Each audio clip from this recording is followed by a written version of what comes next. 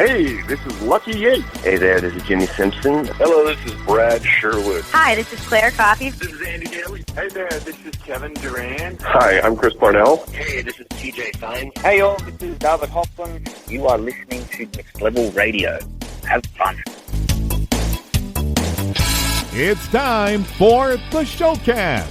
And now, here they are, those pop culture junkies and your hosts, Ben Beck, Adam Gorey, and Steve Richards.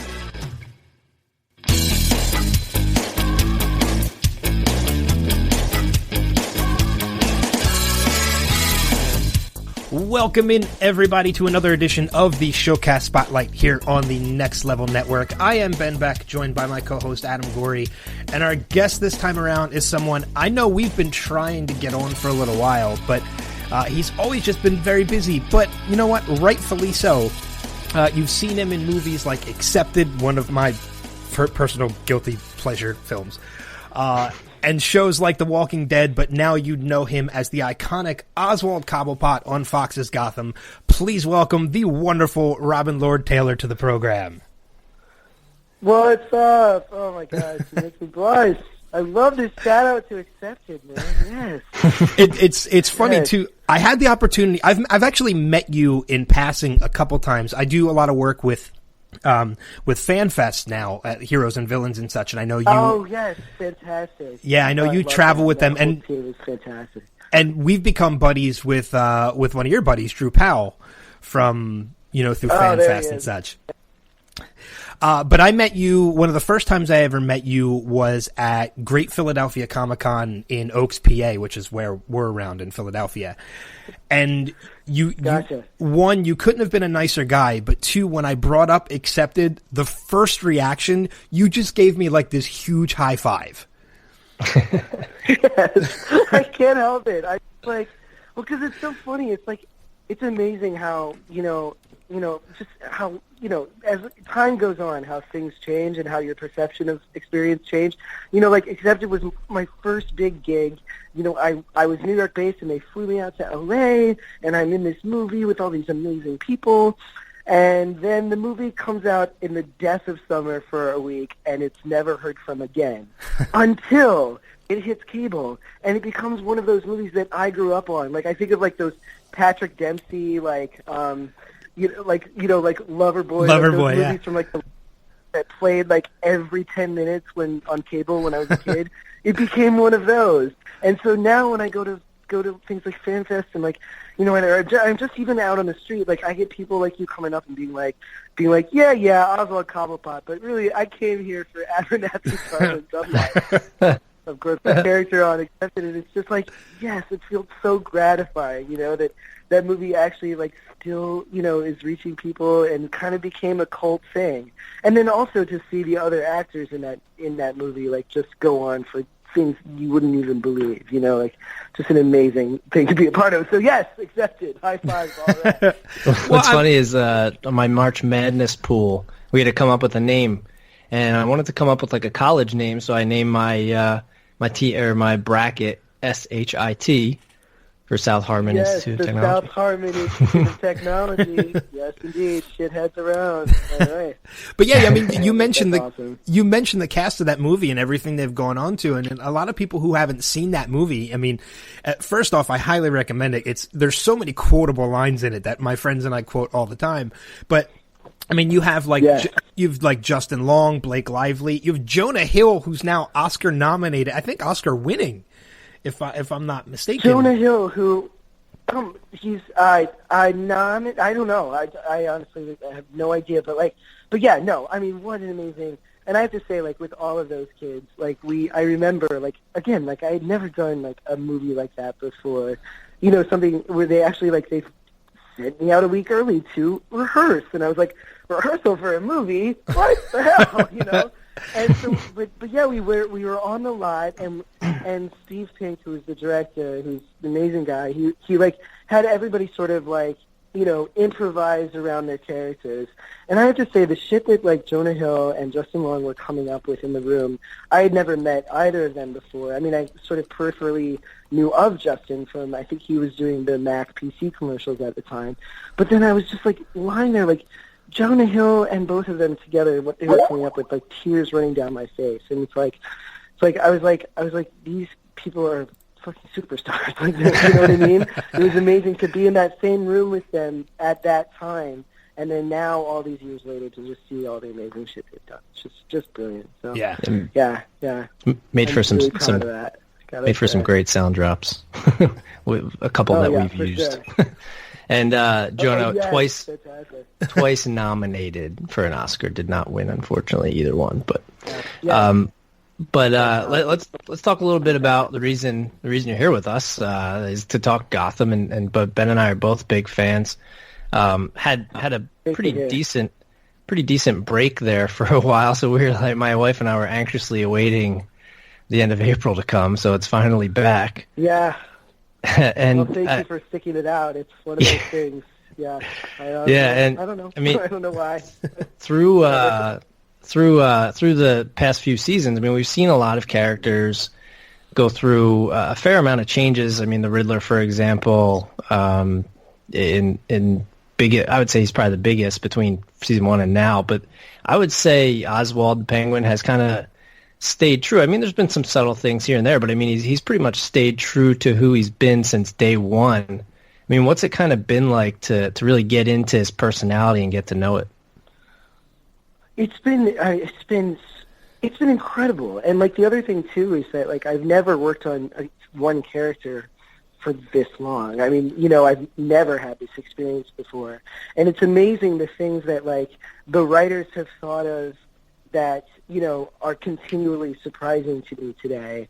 And then at the same time, things that, you know, the writers have, like, you know, just random choices I've made in certain scenes, you know, the writers picking up on that and then bringing, like, that aspect into the show, like, full force. It's like, it's this amazing, like, back and forth collaboration, you know, between the writers and myself. Not directly. It's not like I'm calling them and pitching them with certain ideas or anything. I wouldn't dream of it. But at the same time, it's like they're picking up on my voice and I'm picking up on theirs, and together we've created this character that if you're an actor, it's gold. It's like you know, it's like Wagyu beef. It's like I'm trying to think of shit you can just really sink your teeth into, and this is it. You know, it's like the dream. I mean, you know, I've really enjoyed, you know, the peaks and valleys that they've written into the show for my character. And, you know, like I think often about, you know, in season 2 when Oswald was brainwashed by Hugo Strange, and he sort of received the you know, the Clockwork Orange treatment, if you will. Yeah. You know, like basically like, you know, brainwashed and tortured to the point where all of that negative impulse, that violent impulse is erased, you know, horrifically, painfully, but it's not there anymore.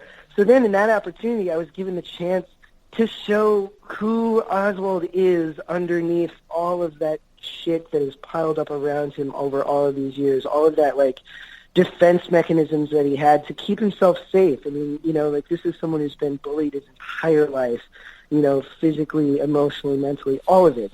And so he's developed, like, you know, like the reason he, you know, is violent and he lashes out is because, yes, he's afraid of dying. He's afraid of someone, like, hurting him. But then to have this opportunity to show who he would have been had the world treated him with love and tenderness the way all of us deserve to be treated, I just like, yeah, again, it's an actor's dream. I get to show, you know, what's that beautiful person that's underneath all of that shit, that beautiful person that's inside of everybody, you know, like that's the good stuff. That's like what I, you know, feel like I was born to play, and I feel so lucky to have gotten that opportunity on the show. Yeah. Yeah, I know, you know, when you think of the Penguin, there's a number of other actors that you think of, and I include you in the top 3 now. I mean, you think, obviously, Burgess Meredith, you know, Burgess Meredith, who played it back in the 60s. You have Danny DeVito, who played it in the late 80s. And I think the last time I remember hearing a panel of one of yours at FanFest, I think you had... there was a possibility of you meeting Danny. Has that come to fruition yet? Have you had the chance to meet him yet? It's not today. Oh God! Today I've been doing press today for the show, and I was bobbing around different, you know, outlets all over New York City, and I go and I sit down, with this lovely guy who I've talked to, over the years, like several times out and about.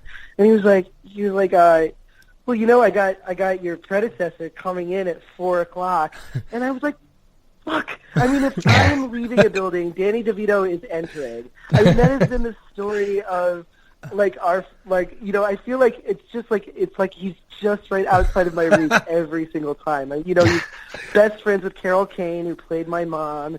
She would tell me, that she talked to him, and he would tell her things about the show and about the character and all this amazing shit. And I'm just like, it's gonna happen. I know it will. It could have happened today, but it didn't. So it will in the future. I can't wait. I gotta tell you. I feel bad too because I've actually met Danny. I did a couple episodes of Always Sunny in Philadelphia, so I got to meet him on set, and he is the sweetest guy. Fuck you. I've just heard the most lovely, wonderful things, and also I have to say, someone who is Carol Kane is one of my favorite people that I've ever worked with ever, and she's also an incredibly good judge of character, and he, and they being friends for, since Taxi, I mean, just goes to show that he must be one of the, most genuine people in the business. Yeah. I just really, really love that guy. Someday. Have you heard through the grapevine, what he thinks of your take on the character? Well, you're gonna make me cry because he said, and this is I think this was season 1. He was asked on the red carpet somewhere, I forget, some premiere or something, that saying a question, have you seen Gotham? Are you aware of the new Penguin? And he gave me the most loving, encouraging shout out you could ever ask for, and that's just oh man, I mean that was up until that point, that was really kind of what I was missing. I just wanted to know from him that he approved of it because, I grew up, again, I've said this a million times, but I've grown up watching Batman Returns, for a very, very long time. And also not just Batman Returns, but just watching Danny in all of the millions of things that he's done. And, then to know that I have his, his respect or just at least he appreciates what we're doing. It's not like we're passing the torch. He will always be the Penguin. He'll always be the Penguin I grew up watching, and so, it's not like he's passing something off to me. It's like we're carrying it together, and that's just so fucking awesome. I can't even believe it. You told me I could swear, so I'm just really... Oh, yeah, no, it's fun. We're loving it. I love it. But with as much as you love Danny as the Penguin and stuff, did you feel, when you knew you were taking on this role, did you feel any added pressure to, living up to anything that he had portrayed before, or even what the fans had thought was going to be coming? Of course. I mean, it was really terrifying. Again, it's my first pilot that I booked, and then to have it be something that people, have such intense devotion to, all of these characters. It wasn't just me who felt this pressure. Everyone in our cast felt it. We just wanted to do right by DC and by the people who are predecessors who came before as these characters. It's this added pressure you don't really have. If you're oh, I booked a pilot. It's called Miami Hospital. You know what I mean? If you're on a show like that, no one there. You don't have that extra. Of course, there's pressure, but it's not that.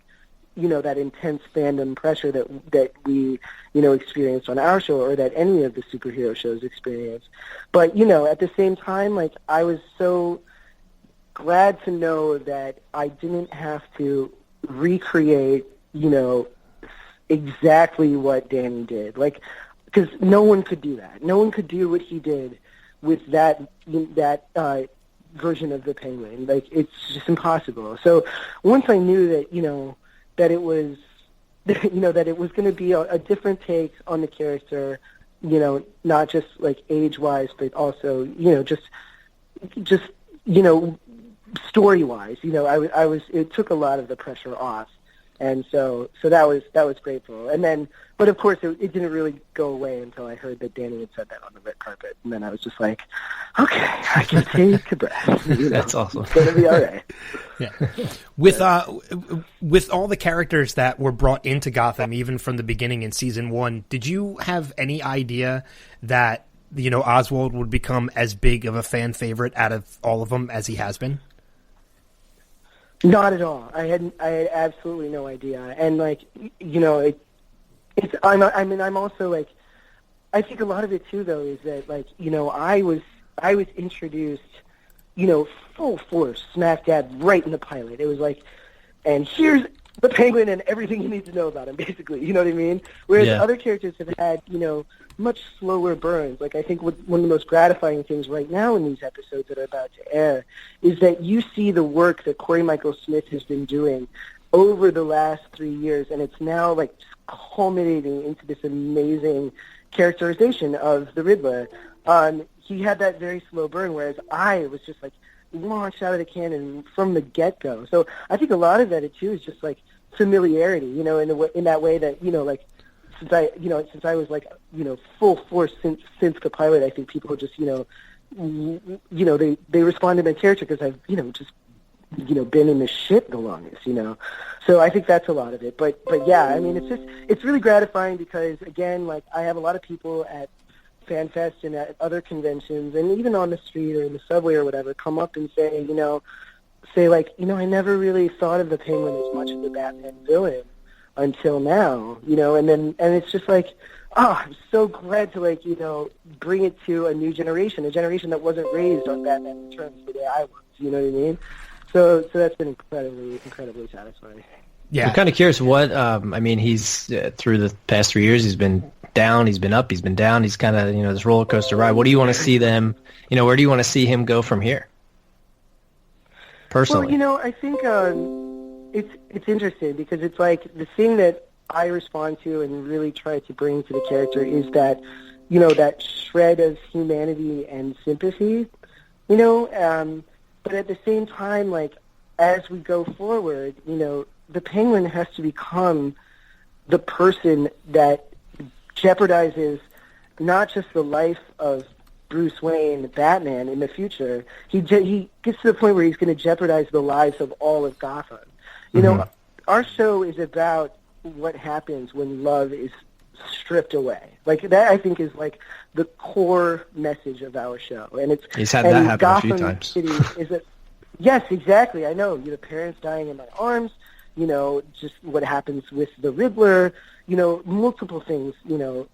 Examples of that has happened to Oswald and also to everyone else in our show. Mm-hmm.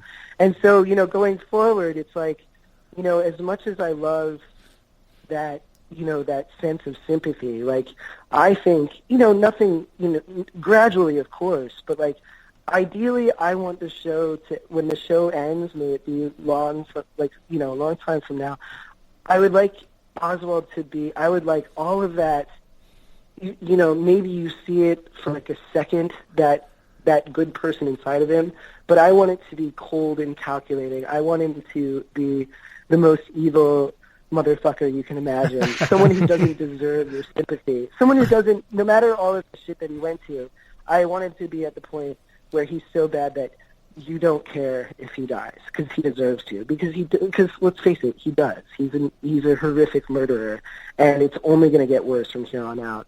So that's something that I would like to see, mostly because it's true to the story. It's true to the essence of who the Penguin is, Yeah, exactly. I love that. Well, I know we got to wrap up a little bit. I had one more question for you, at least. And I'm sure you've gotten asked this a lot, but what DC character have we not seen on the show that you would kind of like them to bring in at some point? I mean, I think, I don't know how it would work, but, it's our show. We can do whatever the hell we want, so let's bring it. Like, I love Harley Quinn. I'd love to see that happen. I don't know if it could be introduced, via whomever her parents are, or if it's someone who inspires her, much in the same way we've done with the Joker and the cult of the Joker and the cult of Jerome. But yeah, I would I love that character. But I have to say, too, that in Season 1, we introduced a lot of core villains, and I think it would be incredibly satisfying to circle back to some of those kids. Like, I personally, like, one of my favorite villains that we brought on the show was only in one episode, and it was the story of Scarecrow, and, how this kid is, like, being tortured, basically, by his father. I mean, and, like, I thought that was just fascinating. And, like, but we only touched on it for a second. It's like I want to bring those people back. I want to see what they're up to. That's really where my interest is right now. Yeah. Yeah, that'd be awesome. Robin, I had one more question for you too before we started to wrap things up. Go. And I saw this online, and you know how things are online. You don't always know whether or not they're true. So I figured we got you on. I'll go right to the source. I heard a rumor when it comes to your signature walk for the Penguin, that in order to nail that, you stuck a tack in your shoe. Is this true? Okay, you're pretty close. Yes, I'll tell you the whole story. Okay, so this was way at the beginning of season 1, and it was right when we sort of came back from between. There was a little bit of a hiatus between shooting the pilot and shooting the second episode, and so it fully wasn't in my body quite yet, but regardless, it was there anyway. So we shoot the scene where Oswald comes back from the outskirts and comes back into Gotham City, and he's like, "I'm home," and then he walks off and all of that, or hobbles off, as it were. Anyway, we shot the whole thing. It was in Chinatown. It was in the shit ass of summer, extras everywhere, hot as balls. There's a bus that has to move, and again, this is in Chinatown with the streets still open to traffic, so it's just one big clusterfuck. And so we shoot the scene, and I'm like, get off the bus, and I look around, and I'm like, I'm home. And then I turn around and walk off. And I was like, nailed it. And then I get back to where my chair is, and I sit down, and I was like, and they've already moved on. They were like, okay, we got it. And we moved on. And then I was like, oh, my God, I completely forgot the limp. I completely forgot to do it. I felt like such a toe. I was like, what am I doing? I am the least professional person. I went to the director. I went to everyone. I was like, I forgot the limp. I'm so sorry. And they were like, it's okay. They were like, we found a cut that we can use to cut around it. Don't worry, it's fine. But anyway, I was like, I still felt like shit. And then my lovely wardrobe assistant, Kyle, she's sitting there, and she says to me, she cut her teeth on Broadway, and she was like, well, why don't we just use that old Stella Adler trick? Why don't you put, something in your shoe? So, yeah, we took the Poland Spring cap off of my bottle and just taped it to the bottom of my right shoe. And that was there for a good year and a half. And then now I've downgraded to 2 quarters. So okay. Just know that there is always, every frame you're seeing my feet in, there is 50 cents under my right heel. That's awesome. Well, that's a lot better and a lot safer and less painful than a tack. Yeah. No kidding. I mean, the lip itself is no walk in the park either. So yeah, it's definitely 2 quarters. Yeah, that's a great story. To go. Yeah, I love that. Well, obviously Gotham is back. It's been back for a couple episodes, and you guys are in the home stretch now. You're getting, I think, down, including tonight, to the final 5 for the season. So yeah, you guys are in the home stretch. It's always interesting when you get close to that season finale. So we want to encourage all of our listeners to check out Gotham if they don't already, but we think most of them do. Mondays, 8 o'clock on Please Fox. Do. Thank you so much. And we want to encourage people to follow you on social media as well, at Robin Lord Taylor, both on Twitter and Instagram. And of course, Robin, we look forward to meeting you in person again at one of the next fan fests that we're at. Yes, please come say hello. We need to make this happen. Yes. So, like I said, I met you before, but you had no idea who I was, so it's fine. I got to tell you, I have I could have met, the ghost of Princess Diana, and I still have no freaking idea what the hell was happening at those things. It's a lot of people. Yeah. But we're so glad that we finally got you on, and hopefully, Gotham continues on for more seasons, and we'll have you back on again. Thank you so much, guys. Anytime. It was a blast talking to you both. Nice. All right, guys, be sure to check out our website as well, nextlevelradioonline.com. Follow us on Twitter at NXT Level Radio, and we'll see you guys around the bend. Take care.